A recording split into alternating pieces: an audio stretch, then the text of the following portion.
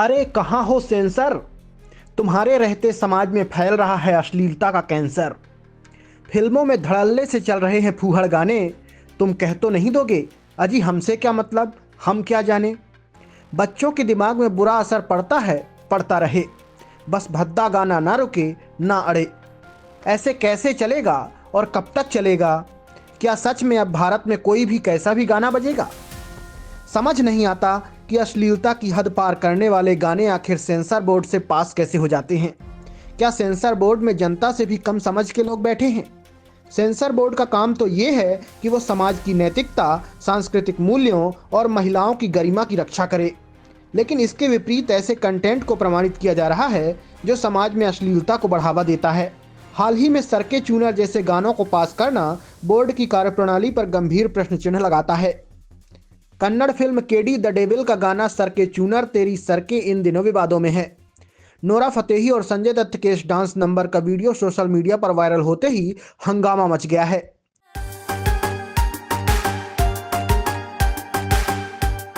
लोग गाने के अश्लील बोल को लेकर अपनी कड़ी नाराजगी जता रहे हैं। सिंगर अरमान मलिक ने कड़ी निंदा करते हुए कहा है कि कमर्शियल गानों का स्तर गिरता जा रहा है। अब इस कड़ी में मशहूर फिल्म मेकर ओनेर भी कूद पड़े हैं। उन्होंने न सिर्फ गाने की आलोचना की बल्कि सेंसर बोर्ड को भी आड़े हाथों लिया है।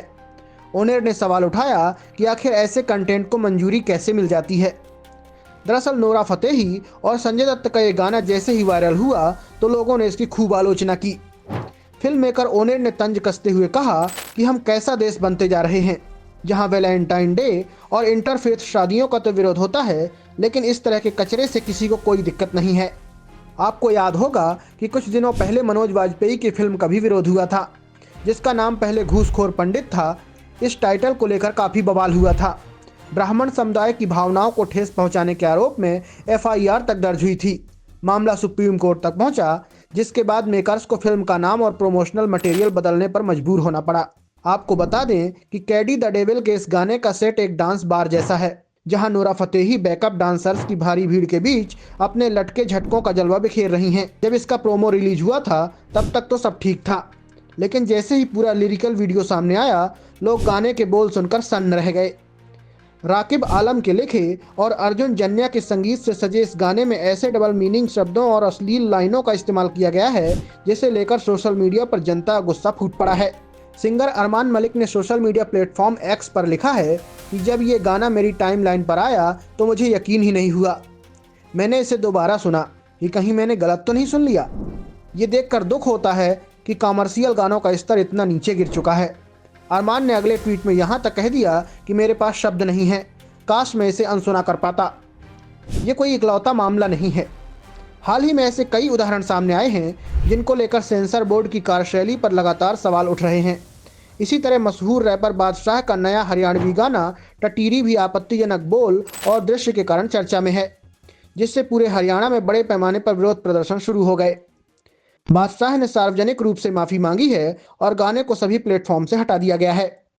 मेरा कभी भी कोई ऐसा इरादा नहीं था, कोई ऐसा उद्देश्य नहीं था कि मैं हरियाणा के किसी बच्चे, किसी वुमन, किसी महिला के बारे में ऐसी बेहूदी बात कर। सोशल मीडिया पर जारी एक वीडियो में बादशाह ने कहा कि उनका किसी की भी भावनाओं को ठेस पहुंचाने का कोई इरादा नहीं था। खुद को हरियाणा का बेटा बताते हुए उन्होंने माफ़ी मांगी और स्वीकार किया कि गाने के कुछ हिस्सों से लोगों को, खासकर हरियाणा के निवासियों को ठेस पहुंची है। उन्होंने अपना पछतावा व्यक्त किया और उम्मीद जताई कि जनता उन्हें माफ़ कर देगी। लेकिन क्या इतना पर्याप्त है? उनकी माफ़ी के बावजूद पुलिस की जांच अभी भी जारी है। पंचकुला पुलिस ने गाने के खिलाफ एक FIR दर्ज की है और बादशाह को तुरंत उनके सामने पेश होने का नोटिस जारी किया है। आज सबसे ज़रूरी ये है कि हर नागरिक अपनी सीमा में रहे, तभी हम समाज में फैली बुराइयों को खत्म करने में अपना अनमोल समय लगा पाएंगे। वैसे भी इस भारतवर्ष में नारी के अलग अलग रूपों का बखान किया गया है।